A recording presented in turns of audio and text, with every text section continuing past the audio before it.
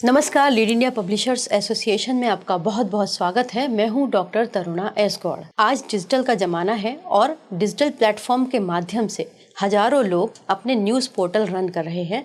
इतना ही नहीं, बहुत सारे खुद पत्रकार या फिर न्यूज़पेपर्स भी अब डिजिटल प्लेटफॉर्म के माध्यम से पत्रकारिता करते हैं। लेकिन अगर केवल डिजिटल प्लेटफॉर्म से आप पत्रकारिता कर रहे हैं तो उसकी एक खास लीगल प्रोसेस होती है जो आपके लिए जानना बेहद ज़रूरी है। इस वीडियो में हम 3 स्टेप में इस चीज़ को समझेंगे। पहला, हम शॉर्ट में जानेंगे कि न्यूज़ पोर्टल रजिस्ट्रेशन के लिए भारत के अंदर क्या प्रोसेस है और क्या डिजिटल प्लेटफॉर्म को रजिस्टर्ड मीडिया का दर्जा प्राप्त है। दूसरे भाग में जानेंगे कि अगर आपने अपना news portal as a process registered करवा लिया है या फिर आपने ड्यू प्रोसेस पूरी कर ली है तो उसके बाद क्या आपको करना है, क्या लीगल स्टेप्स आपको लेने चाहिए ताकि आपको कोई भी दिक्कत ना आए फील्ड के अंदर। तीसरे भाग में हम जानेंगे code of conduct for journalist. इसको भी जानना आपके लिए बेहद ज़रूरी है, क्योंकि अगर आपको पत्रकारिता के मानदंड ही नहीं पता होंगे तो आपके लिए फील्ड के अंदर मुश्किलें हो सकती हैं, क्योंकि वैसे भी आप केवल डिजिटल प्लेटफॉर्म के साथ काम कर रहे होंगे। तो सबसे पहले, अगर आपने मन बना लिया है कि अब आप डिजिटल माध्यम से अपना न्यूज़ पोर्टल रन करेंगे, पत्रकारिता करेंगे, तो सबसे पहला स्टेप है एक नाम का चुनाव करना और उस नाम को एज ए कंपनी या फिर एज ए फर्म या फिर एज ए प्रोप्राइटर MSME में रजिस्टर्ड करवाना, क्योंकि यहीं पर आपको एक ऑप्शन मिलता है जहां पर आप रजिस्टर्ड करवा सकते हैं। अदरवाइज इसके अलावा न्यूज़ पोर्टल के रजिस्ट्रेशन का प्रोसेस एज ए मीडिया कहीं पर भी नहीं होता।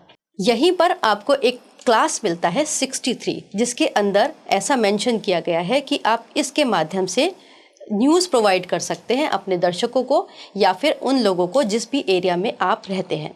तो जैसे लोग रजिस्टर्ड मीडिया के थ्रू करते हैं, PRGI में न्यूज़पेपर रजिस्टर्ड करने के बाद वो न्यूज़पेपर रन करते हैं, उसको सर्कुलेट करते हैं, ठीक ऐसे ही MSME के माध्यम से डिजिटल प्लेटफॉर्म्स अपना एक रजिस्ट्रेशन सर्टिफिकेट ले सकते हैं। लेकिन यहाँ पर एक प्रोविज़न है कि डिजिटल प्लेटफॉर्म्स को अभी भी रजिस्टर्ड मीडिया का दर्जा प्राप्त नहीं है, जिसकी वजह से उन्हें प्रेस आई कार्ड इशू करने में दिक्कत होती है। तो जब प्रेस आई कार्ड के बिना फील्ड में लोग जाते हैं, पत्रकारिता करते हैं, रिपोर्टिंग करते हैं, तो उन्हें बहुत सारे लीगल कंप्लायंसेस भी फेस करने पड़ते हैं और इसके अलावा साथ में जो दूसरे पत्रकार हैं वो भी उनके ऊपर आक्षेप लगाते हैं। तो ऐसे में आपके सामने 2 ही ऑप्शन होते हैं कि या तो आप खुद का न्यूज़पेपर रजिस्टर्ड करवाएं और उसके बाद न्यूज़ पोर्टल रन करें, या फिर आप हमारे साथ मीडिया टाइप भी कर सकते हैं। मीडिया टाइप प्रोसेस बहुत ही सरल है। इसके बाद आप अपना जो न्यूज़ पोर्टल है उसको अपने ही हिसाब से चलाएंगे। मीडिया टाइप करने के बाद आप अपना पोर्टल अपनी ही ओनरशिप में चलाएंगे। क्या मिशन विज़न है आपका, वो आपका ही रहेगा। इवन कि आपकी लैंग्वेज, आपकी टीम, सब कुछ ही आपका होगा। यहाँ तक कि अगर मान लीजिए आप कोई एडवर्टीजमेंट भी जनरेट करते हैं या मोनेटाइज है आपका चैनल, तो रेवेन्यू भी प्रॉपरली आप ही का होता है।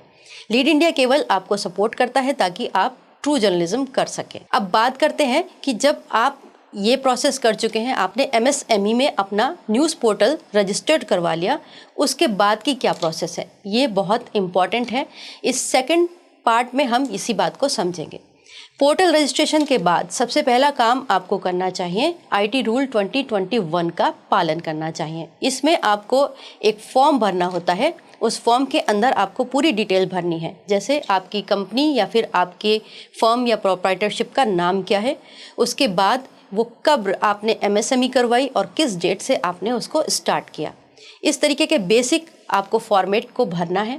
इस फॉर्मेट को भरने के बाद MIB पर ही आपको इसको मेल करना है। मेल ID आपको डिस्क्रिप्शन बॉक्स में मिल जाएंगी। अब इसके बाद में आपकी तरफ से एक फॉर्मेलिटी पूरी हो गई कि आपने MIB को इन्फॉर्म कर दिया है, क्योंकि IT रूल 2021 के अंदर ये प्रोसेस है कि आप अगर न्यूज़ पोर्टल चला रहे हैं तो आपको बताना पड़ेगा MIB को।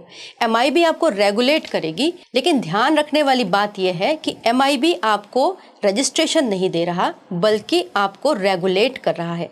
रेगुलेट मतलब आपके कंटेंट पर पूरी नज़र रखी जाएगी कि आप किस तरीके का कंटेंट चला रहे हैं। तो इसको रजिस्ट्रेशन प्रोसेस ना समझें, इसको सिंपल रेगुलेशन प्रोसेस है।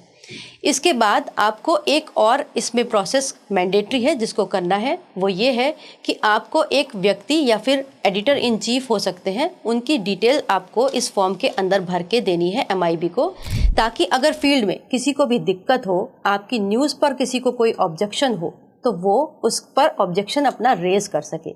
अगर कोई किसी भी न्यूज़ के ऊपर ऑब्जेक्शन रेज हो जाता है तो उसके बाद आपको उसको 48 आवर्स के अंदर अंदर हटाना पड़ेगा। अगर आप ऐसा नहीं करते हैं तो खुद जो ये प्लेटफॉर्म है, जैसे आपका यूट्यूब है या फिर आपका मेटा है, ये खुद से ही उस कंटेंट को डिलीट कर देगा अकॉर्डिंग टू IT रूल 2021। तो अगर आप चाहते हैं कि आपके ऊपर इस तरीके का कोई इशू ना हो तो ये कॉलम ज़रूर अपडेट करना। इसके बाद ये प्रोसेस आपका कंप्लीट हो गया, आपने रजिस्ट्रेशन करवा लिया MSME में और आपने MIB को अपना इंफॉर्मेशन पूरी भेज दी। अब तीसरा और इम्पॉर्टेंट पार्ट है code of conduct for journalist, क्योंकि अगर बिना आचरण के या फिर ठीक व्यवहार के आप फील्ड में रिपोर्टिंग करने के लिए जाएंगे तो निसंदेह आपको लीगल कंप्लायंसेस फेस करनी पड़ेंगी, और अगर इसकी जानकारी ना हो तब तो ये और भी मुसीबत बन जाती है। तो जो कोड ऑफ कंडक्ट है वो कहीं कानून के रूप में तो नहीं वर्णित किए गए हैं, लेकिन प्रेस काउंसिल ऑफ इंडिया में इनको आचार संहिता के तौर पर बताया है, जिनका सारे पत्रकार और सारे मीडिया हाउसेस पालन खुद ब खुद करते हैं। तो इसके लिए आपको प्रेस काउंसिल ऑफ इंडिया की वेबसाइट पर जाना होगा, वहाँ पर आप ये कोड ऑफ कंडक्ट देख सकते हैं। प्रेस काउंसिल ऑफ इंडिया एक तरीके से जो है वो कोर्ट समझिए आप, जो जितने भी मीडिया है, अगर मान लीजिए कोई फील्ड में किसी पत्रकार को ऑप्रेस करे, परेशान करे, तो यहाँ पर वो शिकायत कर सकते हैं। इसकी एक लिखित प्रोसेस होती है जो हमारे पुराने वीडियोज़ में हमने बताई है, आप वहाँ पर देख सकते हैं, या फिर आप PCI की वेबसाइट पर भी उस प्रोसेस को ठीक तरीके से समझ सकते हैं। लेकिन ये 2 वे है। यहाँ पर अगर कोई पत्रकार भी किसी के साथ ब्लैकमेलिंग करे या फिर किसी व्यक्ति को परेशान करे, आम जनता को, तो उसके खिलाफ भी यहाँ पर शिकायत की जाती है। तो प्रेस काउंसिल ऑफ इंडिया के अंदर ये प्रोसेस दिया हुआ है। इसके अलावा जो सर्टेन गाइडलाइंस हैं जर्नलिज्म की, उनको भी आपको फॉलो करना है। साथ ही अगर आपको शॉर्ट में जानना हो तो आप हमारे PCI से जुड़े हुए ये 3 वीडियो देख सकते हैं। इसमें हमने प्रोसेस को विस्तार से बताया है। उम्मीद करते हैं ये वीडियो आपके लिए उपयोगी होगा। अगर आपको ये वीडियो अच्छा लगे तो इसे लाइक कीजिएगा, शेयर कीजिएगा और सब्सक्राइब ज़रूर कीजिएगा। वीडियो देखने के लिए बहुत बहुत धन्यवाद।